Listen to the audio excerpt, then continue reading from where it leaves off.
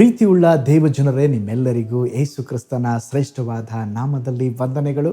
ಈ ನೂತನವಾದ ದಿನದಲ್ಲಿ ನಿಮ್ಮೆಲ್ಲರನ್ನ ನೋಡುವುದರಲ್ಲಿ ಸಂತೋಷವುಳ್ಳವನಾಗಿದ್ದೇನೆ. ಶಾಲೋಮ್, ನಿಮಗೆ ಸಮಾಧಾನವಾಗಲಿ. ಈ ದಿನ ದೇವರ ವಾಕ್ಯದ ಧ್ಯಾನಕ್ಕಾಗಿರುವಂಥ ವಿಷಯ ತಗ್ಗಿಸಿಕೊಳ್ಳಿರಿ. ಅದಕ್ಕೆ ಆಧಾರವಾಗಿ ಯಾಕೋಬನು ಬರೆದ ಪತ್ರಿಕೆ 4ನೇ ಅಧ್ಯಾಯ 10ನೇ ವಾಕ್ಯ.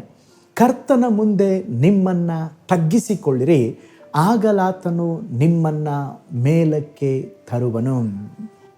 ಅಹಂಕಾರಿಗಳನ್ನು ಆಶೀರ್ವದಿಸುವುದಕ್ಕೂ ಉಪಯೋಗಿಸುವುದಕ್ಕೂ ದೇವರಿಂದ ಆಗುವುದಿಲ್ಲ. ನಮ್ರತೆಯು ಯಥಾರ್ಥ ದೊಡ್ಡಸ್ತಿಕೆಗೆ ಸ್ಪಷ್ಟವಾದಂಥ ಗುರುತಾಗಿದೆ. ದೇವರ ಸಾಧನಗಳಾಗಿ ಉಪಯೋಗಿಸಿದವರು ತಗ್ಗಿಸಿಕೊಳ್ಳುವವರಾಗಿದ್ದರು. ಅದಕ್ಕೆ ಯಾಕೋಬನ ಪತ್ರಿಕೆ 4ನೇ ಅಧ್ಯಾಯ 6ನೇ ವಾಕ್ಯ ಹೇಳುತ್ತದೆ, ದೇವರು ಅಹಂಕಾರಿಗಳನ್ನು ಎದುರಿಸುತ್ತಾನೆ, ದೀನರಿಗಾದರೂ ಕೃಪೆಯನ್ನು ಅನುಗ್ರಹಿಸುತ್ತಾನೆ. ಎಜ್ರನು 8ನೇ ಅಧ್ಯಾಯ 21ನೇ ವಾಕ್ಯದಲ್ಲಿ ನೋಡುವಾಗ ಎಜ್ರನು ಹೇಳುವಂಥ ಮಾತುಗಳನ್ನು ಗಮನಿಸ್ರಿ. ಆಮೇಲೆ ಆಹಾವ ನದಿಯ ಬಳಿಯಲ್ಲಿ ನಾವು ಉಪವಾಸದಿಂದಿದ್ದು ನಮ್ಮ ದೇವರ ಮುಂದೆ ನಮ್ಮನ್ನು ತಗ್ಗಿಸಿಕೊಂಡು ನಮಗೂ ನಮ್ಮ ಮನೆಯವರಿಗೂ ನಮ್ಮ ಎಲ್ಲ ಆಸ್ತಿಗೂ ಪ್ರಯಾಣದಲ್ಲಿ ಶುಭವನ್ನು ಕೇಳಿಸಿಕೊಳ್ಳಬೇಕೆಂದು ಪ್ರಕಟಿಸಿದೆನು. ಡಿ.ಎಲ್. ಮೂಡಿಯವರು ಹೀಗೆ ಹೇಳಿದ್ದಾರೆ, ಪ್ರಭುವಿನಂತೆ ದೇವರ ಮುಂದೆ ಬರುವವನು ಭಿಕ್ಷುಕನಂತೆ ಹಿಂತಿರುಗಿ ಹೋಗುವನು, ಭಿಕ್ಷುಕನಂತೆ ದೇವರ ಮುಂದೆ ಬರುವವನು ಪ್ರಭುವಿನಂತೆ ಹಿಂತಿರುಗಿ ಹೋಗುವನು. ಎಷ್ಟು ಅರ್ಥಗರ್ಭಿತವಾದ ಮಾತಲ್ಲ. ತನ್ನನ್ನು ತಗ್ಗಿಸಿಕೊಳ್ಳುವುದೆಂದರೆ ಅದು ಯೇಸು ಕ್ರಿಸ್ತನ ಗುಣ ರೀ. ಫಿಲಿಪ್ಪ 2ನೇ ಅಧ್ಯಾಯ 8ನೇ ವಾಕ್ಯದಲ್ಲಿ ನೋಡ್ತೇವೆ ಯೇಸು ಸ್ವಾಮಿ ಹೇಗೆ ತಗ್ಗಿಸಿಕೊಂಡ್ರು. ಆ ಅಧ್ಯಾಯದಲ್ಲಿ ತಗ್ಗಿಸುವಿಕೆಯ 7 ಮೆಟ್ಟಲುಗಳನ್ನು ಕಾಣಬಹುದು. ಮೊದಲನೆಯ ಆ ಹಂತದಲ್ಲಿ ಯೇಸು ಸ್ವಾಮಿ ಸಂಪೂರ್ಣ ದೇವರಾಗಿರುವುದಾಗಿ ನೋಡುತ್ತೇವೆ. ಆ 7ನೆಯ ಹೆಜ್ಜೆಯಲ್ಲಿ ನೋಡುವಾಗ ಶಿಲುಬೆಯಲ್ಲಿ ಮರಣವನ್ನು ತಾಳುವ ಯೇಸು ಕ್ರಿಸ್ತನನ್ನು ನೋಡುತ್ತೇವೆ. ಆ ಮೊದಲನೆಯ ಮೆಟ್ಟಲಿಗೂ 7ನೆಯ ಮೆಟ್ಟಲಿಗೂ ಇರುವಂಥ ಅಜಗಜಾಂತರವನ್ನು ನೀವು ನೋಡ್ರಿ.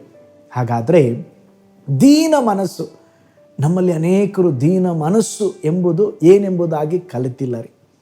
ನಿಜವಾಗಿ ದೀನ ಮನಸ್ಸು ತುಂಬಿದ್ರೆ ತಿರಸ್ಕಾರ, ಬಾಧೆ, ಹಿಂಸೆ, ಬಿರುಗಾಳಿ ಏನು ಬಂದರೂ ಕೂಡ ಅವು ಯಾವುದು ನಮಗೆ ತೊಂದರೆ ಪಡಿಸಲು ಸಾಧ್ಯವಿಲ್ಲ. ದೀನರಿಗೆ ಕರ್ತನ ಕೃಪೆಯನ್ನು ಕೊಡುವಂಥವರಾಗಿದ್ದಾರೆ. ಒಂದು ಚಿಕ್ಕ ಉದಾಹರಣೆಯನ್ನು ನಿಮ್ಮೊಂದಿಗೆ ಹಂಚಿಕೊಳ್ಳುತ್ತೇನೆ. ದೇವದಾರು ಮರವೊಂದು ಹುಲ್ಲಿನೊಂದಿಗೆ ಬಡಾಯಿ ಕೊಚ್ಚುವುದರ ಕುರಿತಾಗಿ ಒಂದು ಕತೆ ಇದೆ. ಎಲೆ ಹುಲ್ಲೆ, ನೀನೆಷ್ಟು ಚಿಕ್ಕದಾಗಿ ಬಲಹೀನವಾಗಿ ದುರ್ಬಲವಾಗಿ ಕಾಣಲ್ಪಡುತ್ತಿ, ನಾನಾದರೂ ಎಷ್ಟು ಎತ್ತರವಾಗಿದ್ದೇನೆ ನೋಡು ಎಂಬುದಾಗಿ ದೇವದಾರು ಮರ ಕೊಚ್ಚಿಕೊಳ್ತದೆ. ಹುಲ್ಲಿಗೆ ಅಹಂಭಾವ ಪಡಲು ಏನು ಇಲ್ಲದ್ದರಿಂದ ಮೌನವಾಗಿತ್ತು. ಒಂದು ದಿನ ಮಹಾಬಿರುಗಾಳಿ ಬೀಸಿದಾಗ ಆ ದೊಡ್ಡ ದೇವದಾರು ಮರ ಅಳ್ಳಾಡತೊಡಗಿತ್ತು. ನೆಟ್ಟಗೆ ನಿಲ್ಲಲು ಎಷ್ಟು ಪ್ರಯಾಸ ಪಟ್ಟರೂ ಆಗಲಿಲ್ಲ. ಸ್ವಲ್ಪ ಸಮಯದಲ್ಲಿ ನೆಲಕ್ಕೆ ದೊಡ್ಡ ಶಬ್ದದಿಂದ ಬಿದ್ದು ಬಿಟ್ಟಿತು. ಬಿರುಗಾಳಿ ನಿಂತ ಮೇಲೆ ಹುಲ್ಲಿನ ಎಳೆ ಹೊಸದಾಗಿ ನೆಲದ ಮೇಲೆ ನಿಂತಿರುವುದನ್ನು ಕಂಡು, ಚಿಕ್ಕ ಹುಲ್ಲೆ, ನಾನೆಷ್ಟೇ ದೊಡ್ಡವಾಗಿ ಎತ್ತರವಾಗಿದ್ದರೂ ಕೂಡ ಬಿರುಗಾಳಿಯನ್ನು ತಾಳಲು ನನ್ನಿಂದ ಆಗಲಿಲ್ಲ. ಇಷ್ಟು ಚಿಕ್ಕದಾಗಿರುವ ನೀನು ಹೇಗೆ ಸಹಿಸಿಕೊಂಡೆ? ಆಗ ಆ ಹಸಿರು ಹುಲ್ಲು ಮುಗುಳ್ನಗೆಯಿಂದ ಹೇಳ್ತು, ತುಂಬ ಸುಲಭ.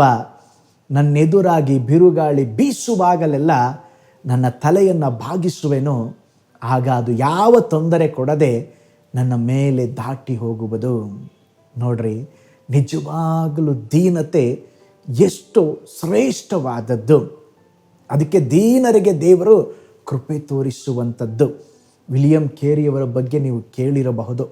ಅವರ ಜೀವನ ನಮಗೆ ಅನೇಕರಿಗೆ ಅದು ಧೈರ್ಯಪಡಿಸುವಂಥ ಒಂದು ಜೀವನ. ಅವರು ಎಲ್ಲ ಕೆಲಸ ಕಾರ್ಯಗಳಲ್ಲಿ ನಂಬಿಗಸ್ತರಾಗಿದ್ದರು, ದೀನತೆಯಲ್ಲಿದ್ದರು. ಅವರು ಚಮ್ಮಾರರಾಗಿದ್ದರು. ಆ ಭಾರತ ದೇಶಕ್ಕೆ ಬಂದು 34 ಭಾರತೀಯ ಭಾಷೆಗಳನ್ನು ಕಲಿತು ಸತ್ಯ ವೇದವನ್ನು ಭಾಷಾಂತರ ಮಾಡಿದರು. ಅವರ ಜ್ಞಾನ, ಅವರ ಎಡೆಬಿಡದೆ ಮಾಡಿದ ಸೇವೆ ಬಹಳ ಆಶ್ಚರ್ಯಕರವಾದದ್ದು.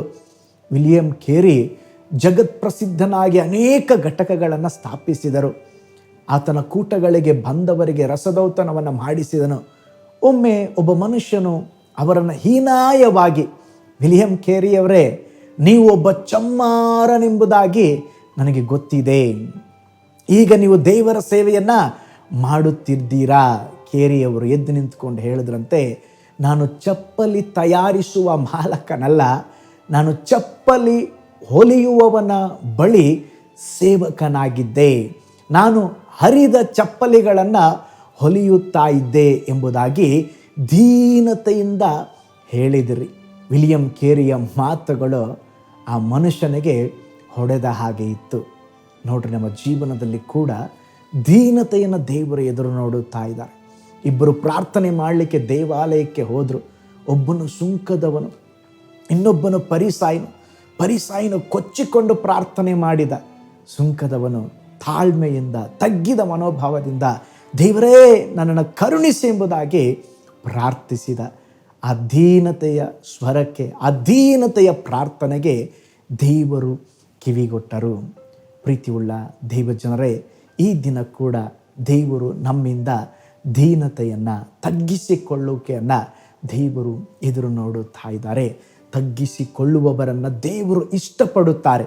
ಇಷ್ಟಪಡುವುದು ಮಾತ್ರವಲ್ಲ, ಅಂಥವರನ್ನು ತಕ್ಕ ಸಮಯದಲ್ಲಿ ದೇವರು ಮೇಲಕ್ಕೆ ಎತ್ತುವವರಾಗಿದ್ದಾರೆ. ಹಾಗಾದರೆ ದೇವರ ಕರಗಳ ಕೈಯಲ್ಲಿ ನಮ್ಮನ್ನು ತಗ್ಗಿಸಿಕೊಟ್ಟು ನಮ್ಮನ್ನು ದೇವರ ಕೈಯಲ್ಲಿ ಒಪ್ಪಿಸಿಕೊಡೋಣ. ಒಂದು ನಿಮಿಷ ನಾವು ಪ್ರಾರ್ಥನೆ ಮಾಡೋಣ. ಕರ್ತನೇ, ನನಗೆ ದೀನತೆಯನ್ನು ಕೊಡ್ರಿ, ತಗ್ಗಿಸಿಕೊಳ್ಳುವಿಕೆಯನ್ನು ಕೊಡ್ರಿ. ನಾನು ಕೊಚ್ಚಿಕೊಳ್ಳಬಾರದು ದೇವರೇ, ನಾನು ಅಹಂಕಾರ ಪಡಬಾರದು, ಹೆಮ್ಮೆ ಪಡಬಾರದು. ನಿಮ್ಮ ಹಾಗೆ ದೀನತೆಯಿಂದ ಜೀವಿಸಲಿಕ್ಕೆ ನನಗೆ ಕೃಪೆಯನ್ನು ತೋರಿಸ್ರಿ. ಪ್ರಾರ್ಥನೆ ಮಾಡಿಕೊಳ್ಳೋಣ. ಪರಲೋಕದಲ್ಲಿ ವಾಸ ಮಾಡುವ ನಮ್ಮ ತಂದೆಯಾದ ದೇವರೇ, ಈ ಸುಂದರವಾದ ದಿನಕ್ಕಾಗಿ ಸ್ತೋತ್ರ. ಈ ದಿನ ಕೂಡ ಸ್ವಾಮಿ ದೇವರೇ, ದೀನತೆಯ ಕುರಿತಾಗಿ, ತಗ್ಗಿಸುವ ಕುರಿತಾಗಿ ನಮ್ಮ ಜೊತೆ ಮಾತನಾಡಿದ್ದೀರ. ನಮ್ಮ ಜೀವಿತದಲ್ಲಿ ಕೂಡ ತಗ್ಗಿಸಿಕೊಂಡು ಜೀವಿಸಲಿಕ್ಕೆ ನಮಗೆ ಕೃಪೆಯನ್ನು ಕೊಡ್ರಿ. ವಾಕ್ಯವನ್ನು ಕೇಳಿಸಿಕೊಂಡ ಪ್ರತಿಯೊಬ್ಬ ದೇವಜನರನ್ನು ಆಶೀರ್ವಾದ ಮಾಡಿರಿ. ಈ ದಿವಸ ದೇವರ ಒಂದು ಆಶೀರ್ವಾದದ ದಿನವಾಗಿ, ಒಂದು ಜಯಕರವಾದಂಥ ದಿನವಾಗಿ ಮಾರ್ಪಡಿಸಿಕೊಡ್ರಿ. ಎಲ್ಲರನ್ನ ನಿನ್ನ ನಾಮದಲ್ಲಿ ಬ್ಲೆಸ್ ಮಾಡ್ತಾನೆ, ಆಶೀರ್ವದಿಸ್ರಿ. ಯೇಸುವಿನ ಹೆಸರಿನಲ್ಲಿ ತಂದೆಯೇ, amen, amen. Praise the lord. ಹಾಗಾದರೆ ನಮ್ಮನ್ನು ನಾವು ತಗ್ಗಿಸಿಕೊಂಡು ಜೀವಿಸೋಣ. ಕರ್ತನು ನಿಮ್ಮನ್ನು, ನಿಮ್ಮ ಕುಟುಂಬಗಳನ್ನು ಆಶೀರ್ವಾದ ಮಾಡಲಿ. God bless you all.